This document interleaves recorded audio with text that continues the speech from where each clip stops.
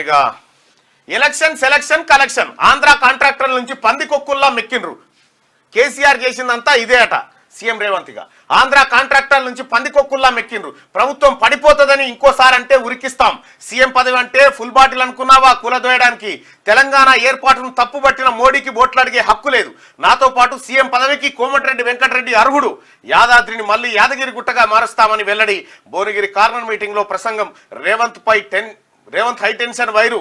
మేము ట్రాన్స్ఫార్మర్లం. మంత్రి వెంకటరెడ్డి ముట్టుకుంటే మాడిపోతారని కేటీఆర్ కు హెచ్చరిక జారీ చేశారు. రేవంత్ హైటెన్షన్ వైర్ లాంటి వాడు, మేము ట్రాన్స్ఫార్మర్లం అని చెప్పి కోమటిరెడ్డి వెంకటరెడ్డి ఆ తర్వాత రాజగోపాల్ రెడ్డి చెప్తా ఉన్నారు.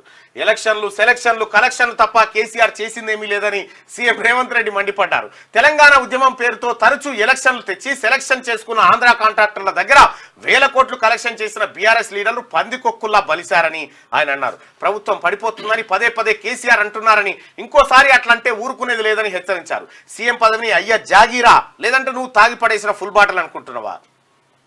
తోస్తే పడిపోవడానికి. ఇంకోసారి నోట్లో నుంచి ప్రభుత్వం పడిపోతుందనే పదం వస్తే మా కార్యకర్తలని లాగులో తొండలు పెట్టి ఉరికిస్తారు అని కేసీఆర్ పై ఫైర్ అయ్యారు. ఆదివారం భువనగిరిలో నిర్వహించిన కాంగ్రెస్ పార్టీ కార్నర్ మీటింగ్ లో మంత్రి కోమటిరెడ్డి వెంకటరెడ్డితో కలిసి సీఎం పాల్గొన్నారు. ఈ సందర్భంగా మాట్లాడుతూ మా ప్రభుత్వాన్ని ఎందుకు కులదోయాలి?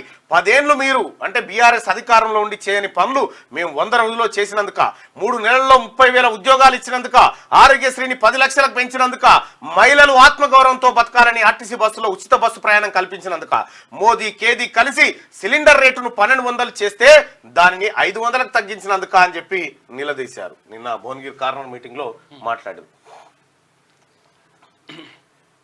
కనీసం అభ్యర్థి పేరే రాయలేగా, ఫోటో వేసి రాసినట్టు.